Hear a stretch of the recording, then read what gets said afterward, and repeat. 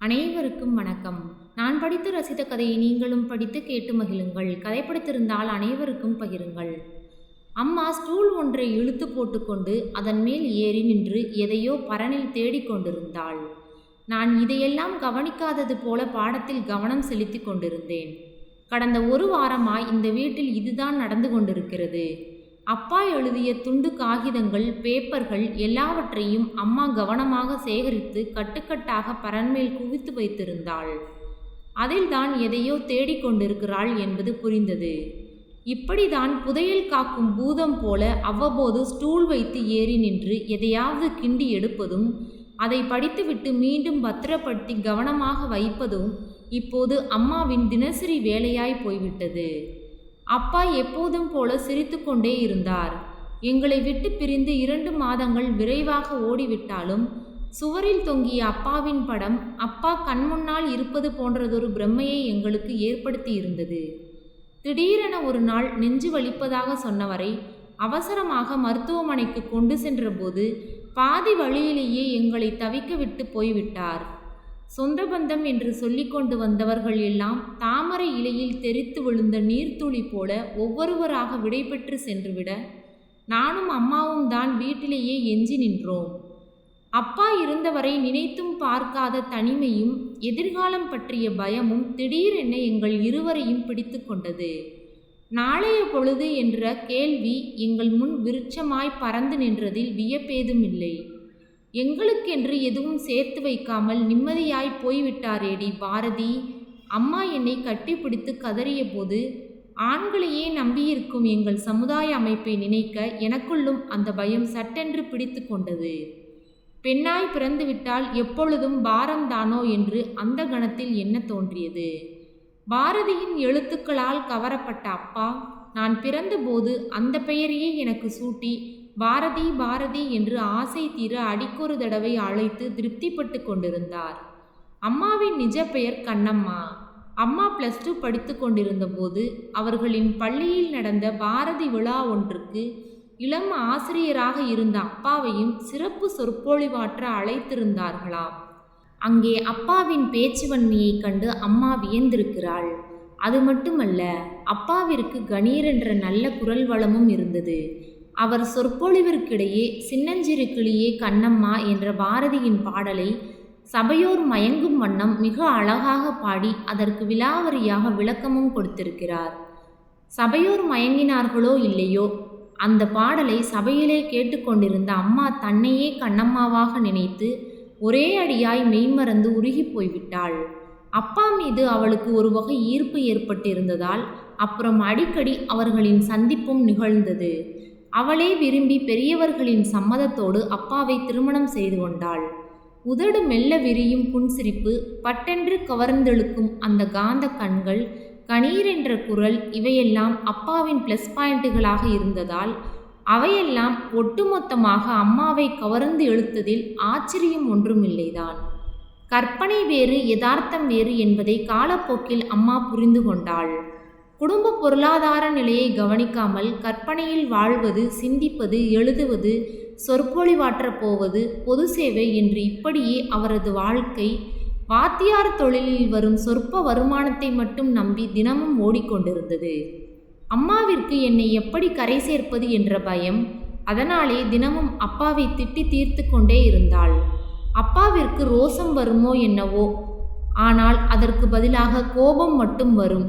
அம்மா திட்டத் தொடங்கியதும் அப்பா கதவை அடித்து சாத்திவிட்டு உள்ளே இருந்து கோபம் தீரும் வரை ஏதாவது எழுதி கொண்டே இருப்பார். அப்புறம் அம்மா உள்ளே போய் சாப்பிட வரும்படி சமாதானப்படுத்துவாள். திட்டுவதும் அப்புறம் சமாதானப்படுத்துவதும் தினமும் நடந்து கொண்டிருந்ததால் எங்கள் வீட்டில் அது ஒரு சாதாரண நிகழ்ச்சியாகவே போய்விட்டது. அம்மாவின் ஊடலும் அதை தொடர்ந்து அப்பா அம்மாவை சமாதானப்படுத்துவதும் தொடரும். அம்மாவின் பலவீனம் என்ன என்பதை அப்பா நன்கு அறிந்து வைத்திருந்தார். வாளை குமரியடி கண்ணம்மா, மறுவ காதல் கொண்டேன். சமையல் செய்து கொண்டிருக்கும் அம்மாவின் முதுகு பக்கம் சென்று அவளது தோள்பட்டையில் நாடி புதைத்து காதுக்குள் மெதுவாக அப்பா கிசுகிசுக்க, தேன் குடித்த வண்டு போல அம்மா சமையலையும் மறந்து அப்படியே உறைந்து போவாள். இப்படி பல தடவைகள் அப்பாவின் பாடலை கேட்டு மெய்மறந்து அவள் உறைந்து போய் நின்றதை நான் பார்த்து எனக்குள் வியந்திருக்கிறேன். அப்பாவைப் போல அம்மாவிற்கு தனது அன்பை வெளிப்படையாக காட்டத் தெரியாதோ என்றும் சில சமயங்களில் நான் நினைப்பதுண்டு. ஆனால் இறுதியில் தணிந்து பணிந்து போவது எப்பொழுதும் அம்மாவாக தான் இருக்கும். ஏனம்மா எப்போ பார்த்தாலும் அப்பாவை திட்டிக்கொண்டே இருக்கிறாய்? அது என்னோட சுபாவம் டி. உன்னையும் தான் தினமும் திட்டுறேன். அதற்காக உன் மேலே எனக்கு பாசமில்லை என்று அர்த்தமா? அம்மாவின் அப்பாவித்தனமான இந்த பதில் என்னை சிந்திக்க வைத்தது. எங்கேயாவது இருவரும் வெளியே சென்றால் அம்மாவை பார்த்து என்னுடைய அக்காவா என்று கூட சிலர் கேட்டிருக்கிறார்கள். தோளுக்கு மேல் வளர்ந்தால் தோழி என்பது போல அம்மா ஒரு நெருங்கிய தோழி போலதான் என்னோடு பழகினாள். அம்மாவின் பாசம் ஆழமானது. வெளியே காட்டிக்கொள்ளாமல் மனசுக்குள் பூட்டி வைக்கும் அன்பு. பொசுக்கென்று வெடித்துவிடும் பலூன் போல கண்களில் நீர் துளிர்க்கும் போது பளிச்சென்று மின்னலாய் தெரியும் அந்த அன்பு. அப்பா மேல் அம்மாவிற்கு மதிப்பும் மரியாதையும் பாசமும் இருந்தது.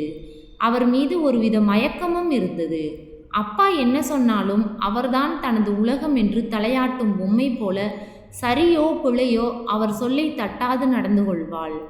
அப்பாவின் கண்ணம்மா என்றுதான் நான் அம்மாவை எப்பொழுதும் செல்லமாக அழைப்பேன். அப்பாவுக்கு ஏதாவது நடந்தால் அதை அம்மாவால் தாங்கிக் கொள்ள முடியுமா என்று கூட நான் சில சமயங்களில் நினைத்து பார்த்திருக்கிறேன். எதிர்பாராத விதமாக நடக்கக்கூடாத சோக சம்பவம் அன்று நடந்துவிட்டது. பற்றி படர்ந்த மரமே பட்டு போனால் பாவம் அந்த கொடி என்ன செய்யும்? முதல் ஒரு வாரம் அப்பாவின் படத்திற்கு முன்னால் சுவரோடு சாய்ந்து உட்கார்ந்து கொண்டு துக்கம் தாழ முடியாமல் அம்மா அழுது புலம்பிக் கொண்டிருந்தாள். அப்புறம் தன்னைத்தானே கட்டுப்படுத்தி கொண்டாள். பிரிவு என்பது உடலுக்குத்தான், ஆத்மாவிற்கு அல்ல என்ற ஆத்மீக தத்துவத்தை அப்பாவிடமிருந்து அம்மா கற்றுக்கொண்டிருக்கலாம். ஏனோ தெரியாது, அதன் பிறகு அம்மா மனதுக்குள் அழுதாளோ அல்லது இரவு நேரங்களில் எனக்கு தெரியாமல் தலையணைகளை நனைத்தாளோ தெரியாது. ஆனால் பெரிதாக கத்தி குளறி அளவும் இல்லை.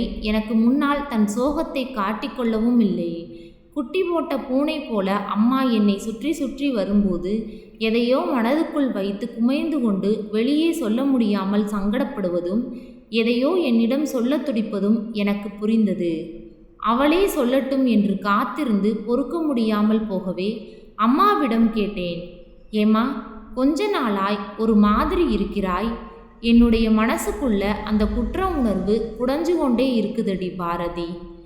என்னம்மா, ஏன் அப்படி ஃபீல் பண்ணும் அளவிற்கு என்ன பெரிதாய் தப்பு செய்துட்டாய்? என்னவென்று என்னிடமாவது சொல்லேன். எப்படி உன்கிட்ட சொல்றது என்றுதான் எனக்கு தயக்கமாக இருக்கிறது. பரவாயில்லை, வேற யார்கிட்ட சொல்ல முடியும்? என்கிட்ட தானே சொன்னா உனக்கு கொஞ்சம் மனசுக்கு ஆறுதலாய் இருக்குமேம்மா. அம்மா கொஞ்ச நேரம் தயங்கினாள். எப்படி தொடங்குவது என்றோ அல்லது தனது அந்தரங்கத்தை மகளுடன் எப்படி பகிர்ந்து கொள்வது என்றோ நினைத்திருக்கலாம். அன்று அப்பா எங்களை விட்டு பிரிவதற்கு முதல் நாள் இரவு நான் ஒரு தப்பு பண்ணிவிட்டேன் என்றாள் அம்மா. தப்பா? என்னம்மா சொல்றீங்க? ஆமா, படுக்கையிலே என்னை அவர் ஆசையோடு அணைக்க வந்தார். நான் கொஞ்சம் பிகு பண்ணிவிட்டேன். வயசு பெண்ணை வைத்துக்கொண்டு இப்போ இதெல்லாம் தேவையா என்று நான் வீம்போடு விலகி போய்விட்டேன். அவருக்கு ஏமாற்றமாய் போய்விட்டது. அதன் பிறகு அவர் மறுபக்கம் திரும்பி படுத்துட்டார். என் கூட பேசவும் இல்லை. ஊடல் தானே, சரியா போயிடும் என்று நினைச்சு நானும் பேசாமல் இருந்துட்டேன். இப்படி ஆகும் என்று எனக்கு தெரியுமா? அதை நினைச்சா எனக்கு இப்பவும் ஒரே குற்ற உணர்வாய் இருக்கு.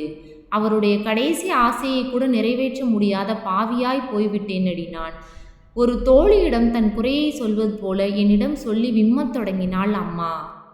என்னம்மா, வேண்டுமென்றா இப்படி செய்தாய்? யார் எதிர்பார்த்தா இப்படியெல்லாம் நடக்கும் என்று? தற்செயலாக நடந்ததுதானே. ஓ மேல தப்பே இல்லையேம்மா என்றாள் பாரதி. நான் பாவியடி. அவர் என்கிட்ட தானே கேட்டார். புருஷன் என்ற உரிமையோடு தானே என்னிடம் கேட்டார். தலையில் அடித்து கொண்டு ஒரு குழந்தை போல என் தோளில் முகம் புதைத்து தேம்பி தேம்பி அழ ஆரம்பித்தாள். இப்படியெல்லாம் நடக்கும் என்று நீ நினைச்சியா அம்மா? நம் விதி அவ்வளவுதான். வேறு என்ன செய்ய முடியும்? அம்மாவை அணைத்து கொண்டு நான் சமாதானம் சொன்னேன். அவருடைய படத்தை பார்க்கும் போதெல்லாம் அவர் என்னுடைய காதுக்குள்ள வார்த்தை தவறிவிட்டாய் கண்ணம்மா என்று குற்றம் சாட்டுவது போல எனக்குள் ஒரே பிரம்மையாய் இருக்குதடி பாரதி. அவரை கைப்பிடிக்கும் போது அக்கினி சாட்சியாய் இன்பத்திலும் துன்பத்திலும் அவருக்கு துணையாய் இருப்பேன் என்றுதானே கைப்பிடித்தேன். நான் ஒரு பைத்தியம், நிவர்த்தி செய்ய முடியாத தப்பு பண்ணிட்டேனே என்று என்னுடைய மனசாட்சி எப்பொழுதும் என்னை குத்தி காட்டி கொண்டிருக்குதே. நான் என்ன செய்ய? விசும்பல் விம்மலாக மாறா. அம்மா கத்தி அழத் தொடங்கினாள். அழட்டும், நெஞ்சில் உள்ள பாரத்தை கொட்டி தீர்க்கும் வரை அழட்டும் என்று சிறிது நேரம் அம்மாவின் தலையை மெல்ல வருடி விட்டபடி காத்திருந்தேன். முடிந்தவரை அம்மாவிற்கு ஆறுதல் சொல்லி சமாதானப்படுத்தினேன். ஒரு மனநோயாளி போல பெற்ற மகளிடமே தன் அந்தரங்கத்தை சொல்லி அழுது தீர்க்கும் அளவிற்கு அம்மாவின் நிலை தாழ்ந்து விட்டதே என்பதை நினைத்தபோது என்னையும் மீறி என் கண்கள் பனித்தன. குடும்ப பொருளாதார நிலையை உத்தேசித்து நான் படிப்பை நிறுத்திவிட்டு வேலைக்கு போக தீர்மானித்தேன். அம்மாவிடம் எனது முடிவை சொன்னபோது அம்மா அதை முற்றாக மறுத்து விட்டாள். வேலைக்கு போனால் என்ன? வேண்டாம் என்று ஏன் தடுக்கிறீங்க? வேலைக்கு அப்புறம் போகலாம், அதற்கு முன் படிப்பை முடிக்கணும். அப்பாவோட விருப்பமும் அதுதான். அப்பாவின் விருப்பமா? அவர் உங்ககிட்ட சொன்னாராமா? இல்லை, எழுதியே வச்சிருக்கிறார். எழுதியா? எங்கே? இந்தா, இதை படித்துப்பார். அம்மா கொடுத்த கட்டு பேப்பரை படித்து பார்த்தேன். அது பரணில் இருந்து எடுத்த அப்பா எழுதிய சிறுகதை ஒன்று. அதிலே வரும் கதாநாயகி நிறைய படித்தவளாகவும் கிணற்று தவளை போல இருக்காமல் வெளியுலக அனுபவங்களை நிறைய பெற்றவளாகவும் இருந்தாள். பாரதியின் புதுமை பெண்ணைப் போல பெண்கள் இருக்க வேண்டும் என்பதை அப்பா அதிலே வலியுறுத்தி இருந்தார்.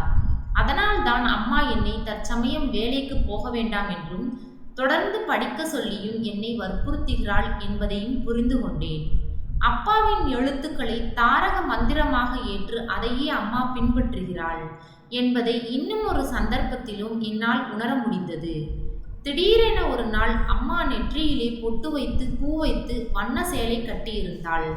அம்மாவிற்கு என்ன நடந்தது என்று தெரியாமல் நான் மலைத்து போய்விட்டேன். அவளுடைய கடந்த கால நடவடிக்கைகளை பார்க்க ஒருவேளை மனநோயால் பாதிக்கப்பட்டிருக்கிறாளோ என்று கூட எண்ண தோன்றியது. என்னுடைய மனதை படித்தவள் போல அவளை வேறு ஒரு கட்டு பேப்பரை கொண்டு வந்து படித்துப்பார் என்று கொடுத்தாள். இதுவும் பரணில் இருந்து அம்மாவால் கிண்டி எடுக்கப்பட்டதாய்தான் இருக்க வேண்டும். அதையும் நான் ஆர்வத்தோடு படித்து பார்த்தேன். அதிலே ஒரு இடத்தில் மனைவி இறந்தால் கணவன் எதையும் துறப்பதில்லை, கணவன் இறந்தால் மட்டும் ஏன் மனைவி பூவும் பொட்டும் துறக்கணும், ஏன் இந்த பாரபட்சம், வேண்டாம் இந்த அநீதி என்று அப்பா எழுதியிருந்தார். திடீரென அப்பாவின் எழுத்துக்கள் ஒவ்வொன்றாக அம்மாவின் உருவத்தில் உயிர் பெற்று இருப்பதை பார்க்க எனக்கே வியப்பாக இருந்தது. ஒருவேளை அப்பா எதிர்பார்த்த புதுமை பெண்ணாக அம்மா மாறிக்கொண்டிருக்கிறாளோ?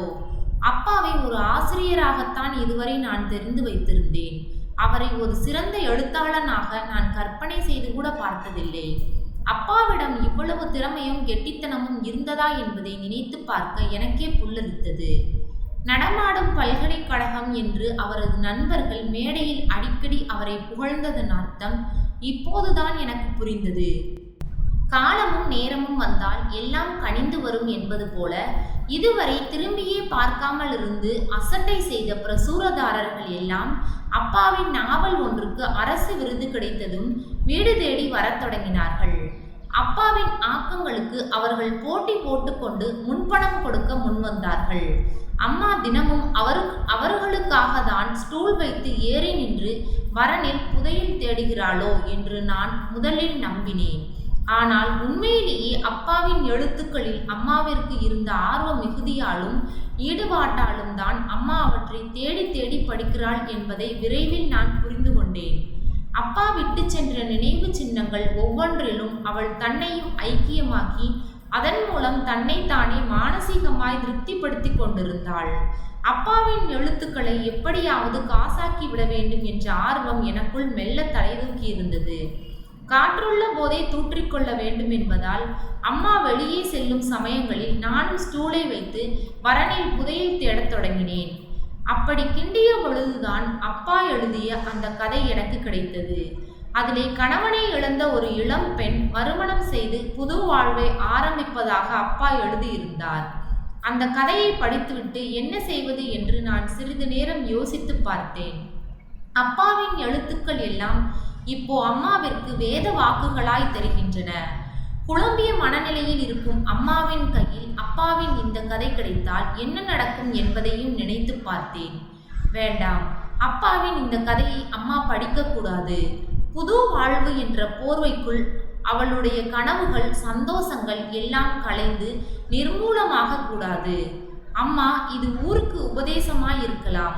ஆனால் உனக்கு மட்டும் இந்த உபதேசம் வேண்டாம். ஏனென்றால் அப்பாதான் உலகம் என்று நீ ஒரு குழந்தை மனதோடு இதுவரை நீ வாழ்ந்து விட்டாய். இன்றும் அப்பாவின் அந்த பசுமையான இனிய நினைவுகளோடு தான் நீ வாழ்ந்து கொண்டிருக்கிறாய். உன்னை வேறு யாரோடையும் என்னால் நினைத்து கூட பார்க்க முடியாது. அதனால அப்பாவின் கண்ணம்மாவாகவே நீ என்றென்றும் இருந்துவிடு. அம்மாவை பற்றி நான் எடுத்த முடிவு சுயநலமானதா சரியானதா என்ற கவலை அவ்வப்போது என்னை வாட்டிக்கொண்டே இருக்கிறது. ஏன் அந்த முடிவை எடுத்தேன் என்று எனக்கே ஆச்சரியமாக இருக்கிறது. எனக்கு மட்டுமே அவள் தாயாக இருக்க வேண்டும் என்ற எண்ணம் ஒருவேளை என் அடிமனதில் இருந்ததோ தெரியவில்லை. நன்றி. கதை பிடித்திருந்தால் லைக் பண்ணுங்க, ஷேர் பண்ணுங்க, சப்ஸ்கிரைப் பண்ணுங்க. உங்களுடைய கருத்துக்களை கமெண்ட் பாக்ஸில் தெரிவிக்கவும். தங்கள் ஆதரவிற்கு நன்றி.